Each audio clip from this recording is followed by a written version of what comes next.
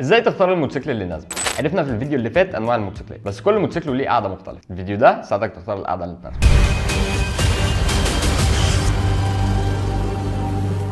الستاندرد بوزيشن، ودي القاعده العاديه خالص اللي بنلاقيها في معظم الموتوسيكلات، اللي بتخلي ظهرك مفرود تقريبا 90 درجه، ولا مايل لقدام قوي ولا مايل لورا قوي، كانك قاعد على مكتب، بس ده امتع طبعا. وده بيسمح لك بتحكم ممتاز على الطريق ورؤيه واضحه، ودي بنلاقيها في انواع الموتوسيكلات زي الادفنتشر، سكوتر، سيتي بايك والديرت بايك. الكروزر بوزيشن، وده بقى العشاق الليزي بوي والقعده المريحه، يعني ظهرك مفرود وراجع لورا، رجلك مفروده ومو مسنوده، دلع على الاخر، وده اللي بيخليه مناسب للمسافات الطويله. السبورت بوزيشن، وده من اسمه برضه للرياضيين، وده بسبب قعدته اللي مش مريحه خالص، واللي بتخليه غير مناسب للاستخدام اليومي خصوصا المسافات الطويله، واللي بتحتاج شخص رياضي يقدر يتحملها فتره طويله، وده لانك بتكون مايل لقدام قوي ورجلك ورا مستوى ركبتك، وده بيسموه وضع الديناميكي، وده اللي بيساعدك على تجنب تصدي الهواء، وبيدي لك تحكم اكتر من ممتاز على السرعات العاليه، وده بتلاقيه في موتوسيكلات زي الريسنج والكافيه ريسنج. يفضل انك تجرب كل قاعده من دول قبل ما تشتري عشان تختار الاريح ليك. كده خلصنا كل القعدات، استنوا الفيديو اللي جاي، وما تنسوش لو عندكم اسئله سيبوها لنا تحت في الكومنتس.